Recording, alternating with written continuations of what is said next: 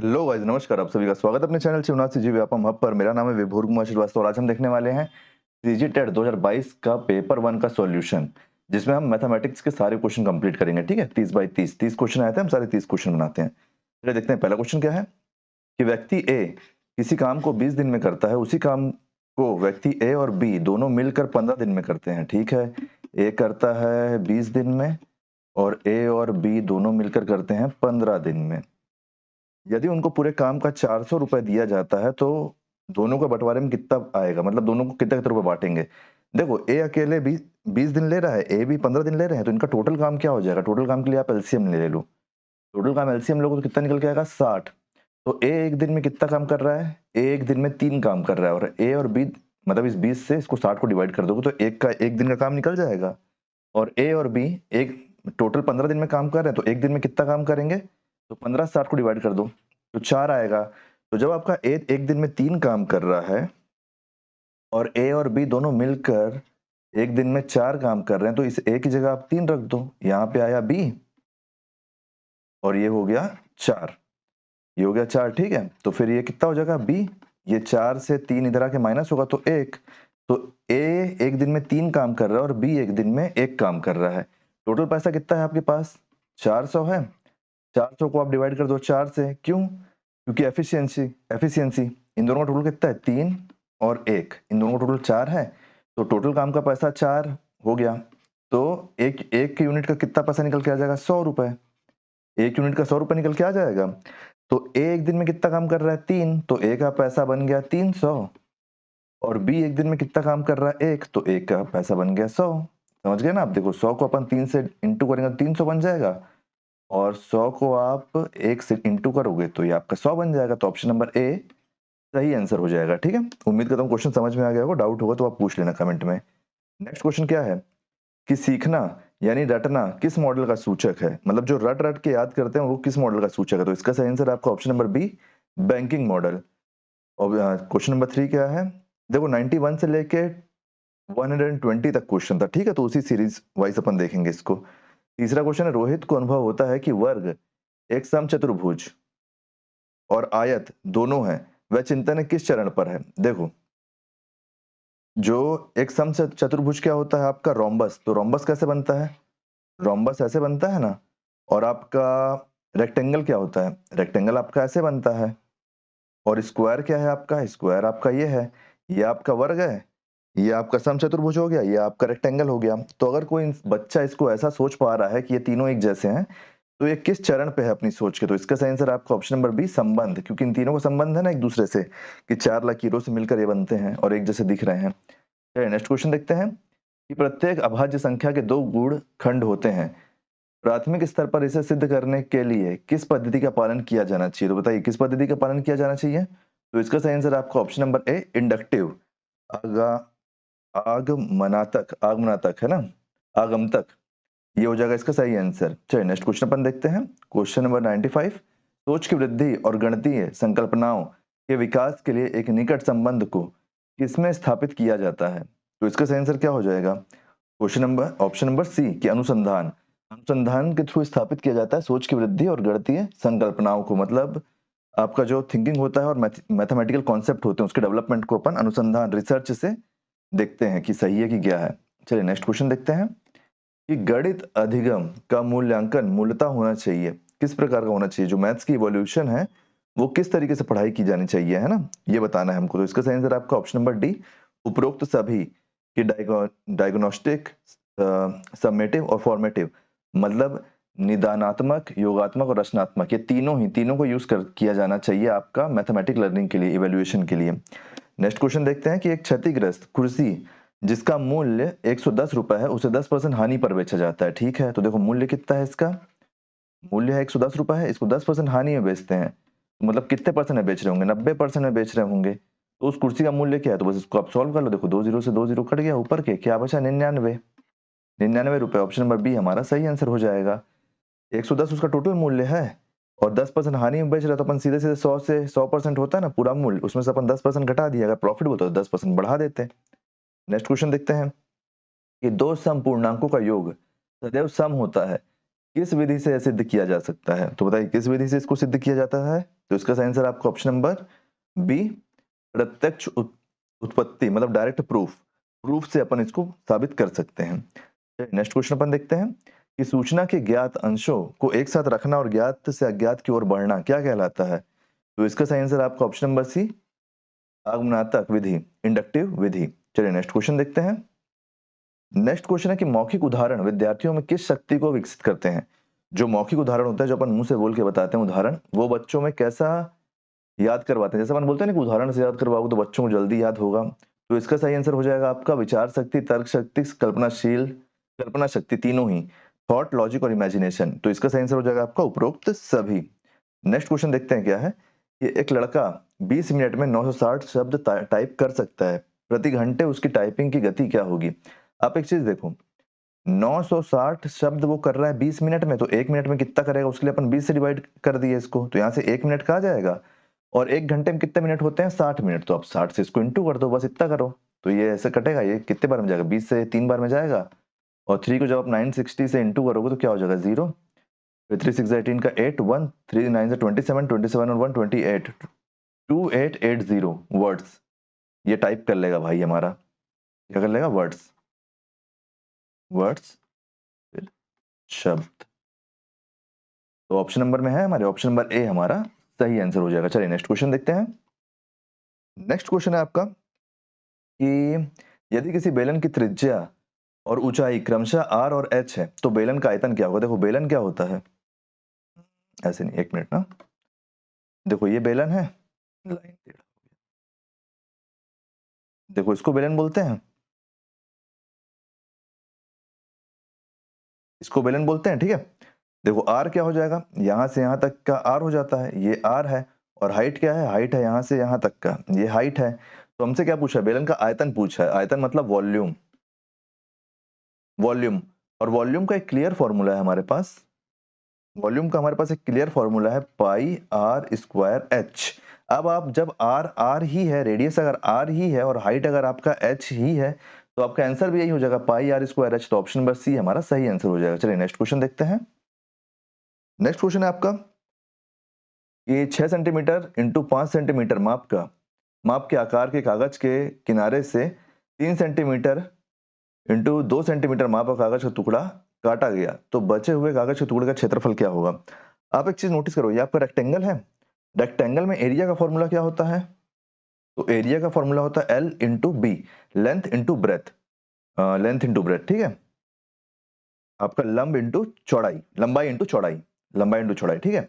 आप देखो यहाँ पे दो कागज है, एक बड़ा कागज है और एक छोटा कागज। तो आप बड़े कागज के एरिया से छोटे कागज का एरिया घटा दो, तो बड़े कागज का एरिया आपका क्या हो जाएगा? फॉर्मूला में बताया ना आपको, लंबाई इंटू चौड़ाई। तो बड़े कागज का एरिया क्या हो जाएगा? 6 इंटू 5 हो जाएगा। इससे आप घटा दो छोटे कागज का 3 इंटू 2। इसको सॉल्व कर लो तो क्या हो जाएगा? ये हो जाएगा 30, 30 में से क्या जाएगा? 6।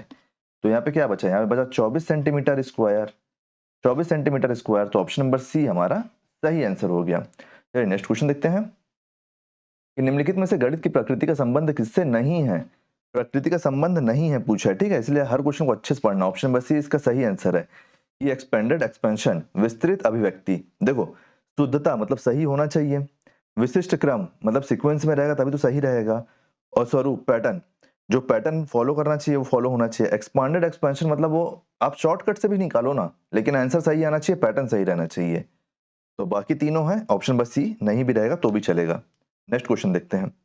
105वां नंबर कि भिन्न 3/16 को प्रतिशत में बदलिए। बदल देते हैं, कोई दिक्कत नहीं है। 3/16 प्रतिशत कितना होता है? 100 होता है। किसी भी चीज को वो करने के लिए हमको 100 मतलब किसी भी चीज का प्रतिशत निकालने के लिए हमको 100 से उसको इंटू करना है ना। तो देखो इसको आप 100 से इंटू कर दो, 100 से इंटू करोगे तो क्या हो जाएगा? ये हो जाएगा 300/16, 300/16। और जब 16 से आप 300 को डिवाइड करोगे तो हो जाएगा 18.75%। तो ऑप्शन नंबर डी हमारा सही आंसर हो जाएगा। 18.75 आएगा और परसेंट का साइन लग जाएगा यहाँ पे, तो 18.75 हमारा सही आंसर हो जाएगा। चलिए नेक्स्ट क्वेश्चन देखते हैं।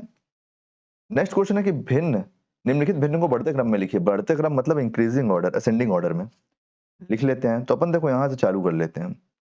9/14 है जो, आप जब 9 को 14 से डिवाइड करोगे ना तो आपके पास निकल के आएगा पॉइंट, जब आप पॉइंट लगाओ तो यहाँ 90 हो जाएगा, 0.6/64 64 आएगा, ठीक है।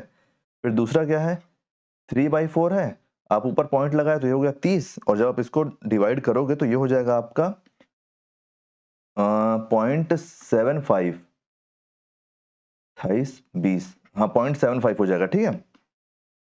नेक्स्ट क्या है, 5/11, 5/11 पॉइंट लगाया, क्या हो गया 55, 55 हो गया, 55 55 नहीं होगा, 50 होगा, 50 पॉइंट लगाया, 50 हुआ, 4 5 0.45 हो जाएगा, 0.45। बढ़ते क्रम में लिखना है तो बढ़ते क्रम में क्या हो जाएगा, सबसे पहले 0.45 सबसे छोटा है तो 5/11, फिर दूसरे में क्या है, दूसरे में है आपका 0.64 तो मतलब 9/14, और फिर उसके बाद क्या है 0.75 मतलब 3/4। तो ऑप्शन नंबर सी हमारा सही आंसर हो जाएगा। चलिए नेक्स्ट क्वेश्चन देखते हैं, कहीं पे भी कोई भी डाउट होगा तो पूछ लेना। यदि 18:13.5 और प्रोपोर्शन 16:x है तो x का मान ज्ञात करना है। बहुत इजी क्वेश्चन है। देखो, जब प्रोपोर्शन दिया होना है तो अपन एक साइड को एक साइड के ऊपर नीचे लिख लेते हैं। 18 है, 18/13.5 इक्वल टू, इधर क्या हो जाएगा, हो जाएगा 16/x। देखो ये पॉइंट है, पॉइंट को जब काटोगे तो यहाँ ऊपर जीरो लग जाएगा, ऊपर एक जीरो लग जाएगा। अब इसको सॉल्व कर लो, किससे काट के किससे सॉल्व करोगे इसको, देखो काट लो आप इसको, 5 से काट लो, 5 से काटोगे तो क्या हो जाएगा, 5 से 15, 5 6 के 30, 36 बार में जाएगा, ये जाएगा 5 दूनी 10, 7 में जाएगा, ठीक है।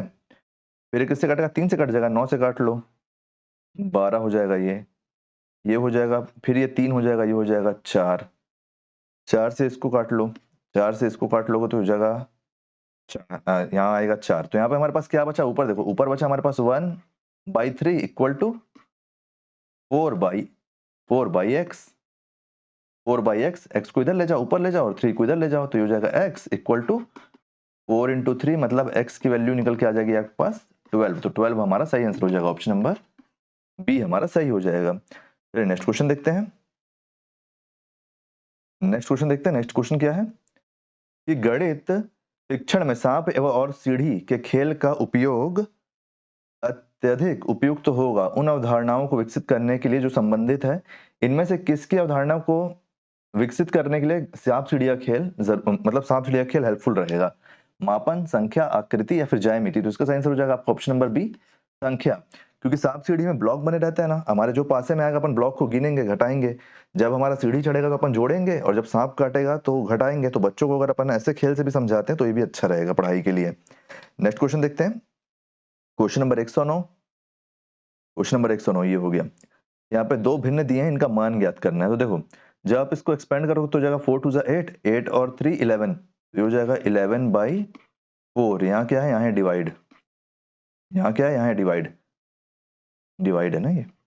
यहाँ पे 8 और एक 9, 9/8। देखो इसको जब आप मल्टीप्लाई में कन्वर्ट करेंगे तो ये हो जाएगा 11/4, ये मल्टीप्लाई, ये हो जाएगा 8 ऊपर और 9 नीचे।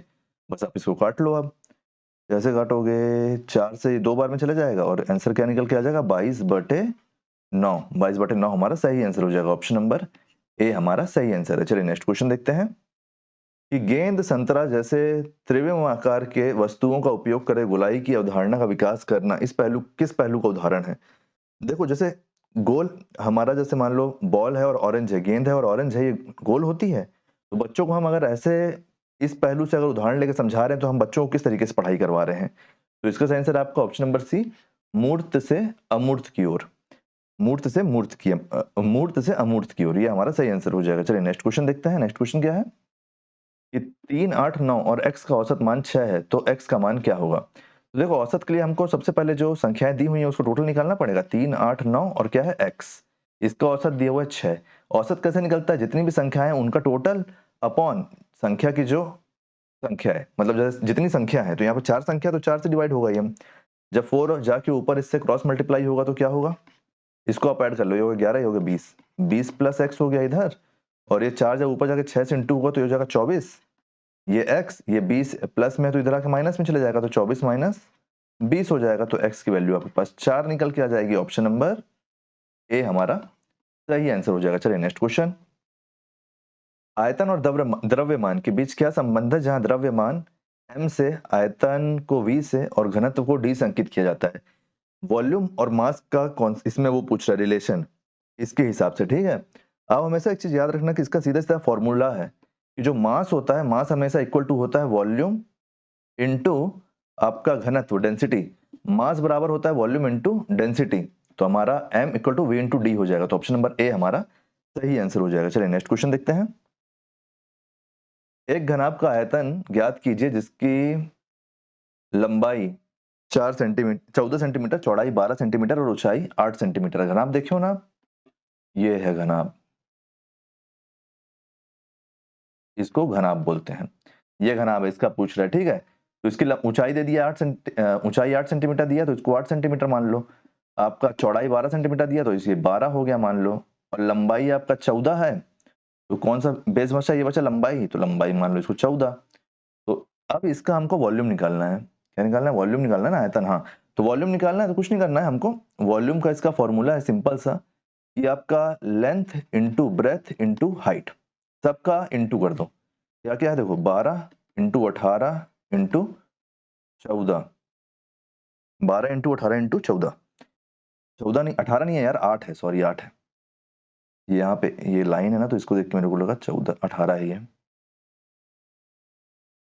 8, 12 अट्ठे 96, 96 और 14 का जब आप मतलब मल्टीप्लाई करोगे, तो यहाँ पे आपके पास निकल के आ जाएगा उत्तर 1344 सेंटीमीटर क्यूब आएगा ना, क्योंकि यहाँ वॉल्यूम है ना, और 3 संख्या दी हुई है तो क्यूब आएगा यहाँ पे। चलिए नेक्स्ट, ऑप्शन नंबर कौन सा हमारा सही है? ऑप्शन नंबर बी हमारा सही आंसर हो जाएगा। चलिए नेक्स्ट क्वेश्चन देखते हैं कि कौन सी अवधारणाएं अधिक अमूर्त है। कौन सी अवधारणाएं अधिक अमूर्त है? तो इसका सही आंसर हो जाएगा ऑप्शन नंबर बी, बीज गणित। बीज गणित अधिक अमूर्त है। चलिए नेक्स्ट क्वेश्चन देखते हैं। ज्यामिति संख्यात्मक सभी समान रूप से अमूर्त है। सभी तो नहीं है, ज्यामिति और संख्यात्मक थोड़ा कम है। अधिक अमूर्त आपका बीजगणित है। नेक्स्ट क्वेश्चन देखते हैं। नेक्स्ट क्वेश्चन क्या है हमारा? नेक्स्ट क्वेश्चन है हमारा कि रूट के अंदर दिया हुआ है आपके पास 6.4009, ये दिया हुआ है, इसका मान ज्ञात करना है। तो चलो अगर आप इसको सिंपल करोगे तो ये हो जाएगा आपके पास, पॉइंट है ना, पॉइंट हटा लो, पॉइंट हटा लो सबसे पहले तो 64009 है, पॉइंट हटाओगे तो पॉइंट पे 4 संख्या है, तो ये हो गया 10,000। ये 10,000 हो गया। अब देखो 200 इंटू 200 करोगे तो ये हो जाएगा आपका 40,000, है ना।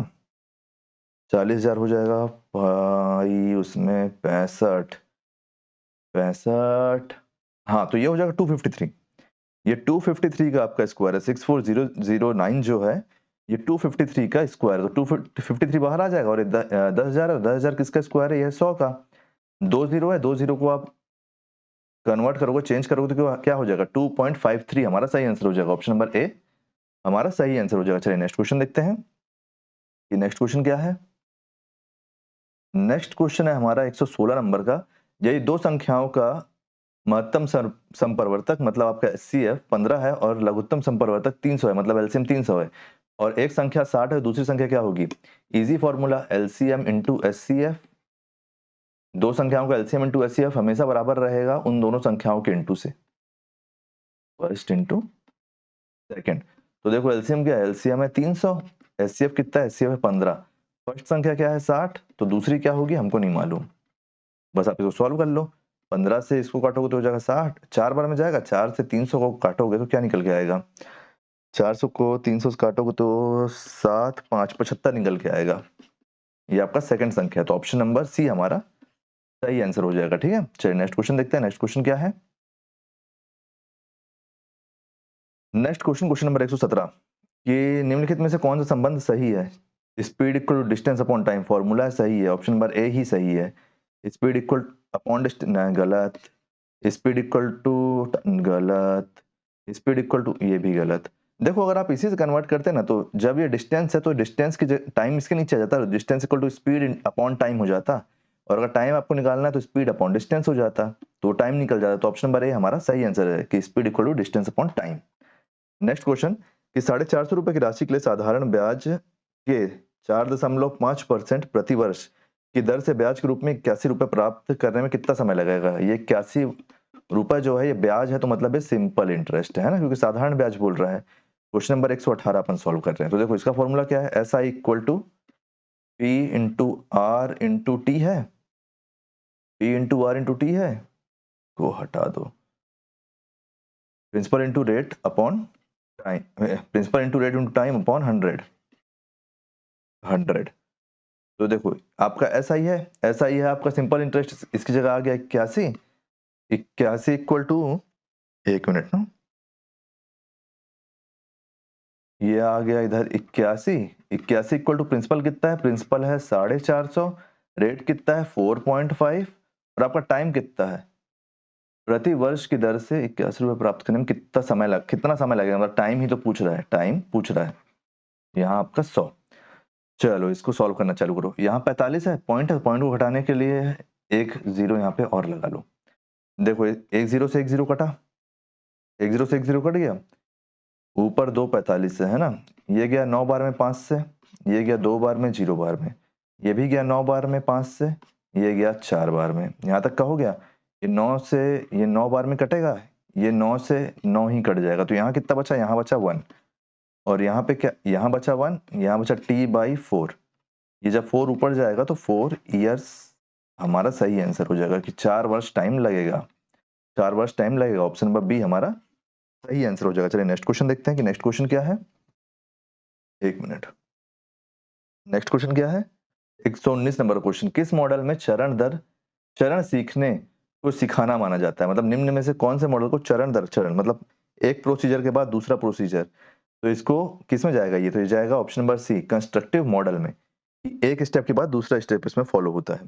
चलिए नेक्स्ट क्वेश्चन देखते हैं 120, ये लास्ट क्वेश्चन है, निम्नलिखित में से क्या गणितीय शिक्षण के मूल्यांकन का आयाम नहीं है, कि जो अपन गणित पढ़ रहे हैं उसमें मूल्यांकन का आयाम क्या नहीं है पूछ रहा है, ठीक है। ऑप्शन नंबर ए संचार, ऑप्शन नंबर बी स्वरूप और कार्य पद्धति, ऑप्शन नंबर सी गणित के प्रति अरुचि, ऑप्शन नंबर डी गणित तर्क शक्ति।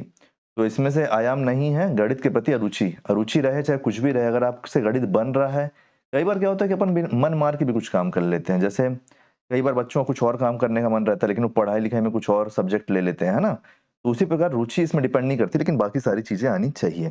तो उम्मीद करता हूँ गाइस कि सारे क्वेश्चन आपको समझ में आए होंगे, कहीं पे भी कोई भी डाउट होगा तो आप पूछ लेना। ये सीजी टेट 2022 का पेपर 1 का मैथ का सारा सॉल्यूशन आपको 30 क्वेश्चन का मैं करा दिया हूँ। वीडियो कैसा लगा उसका फीडबैक जरूर देना। वीडियो अगर पसंद आया तो वीडियो को लाइक कीजिए, वीडियो को शेयर कीजिए, आने वाले वीडियो के लिए चैनल बने रहिए, चैनल को सब्सक्राइब कीजिए। Thank you.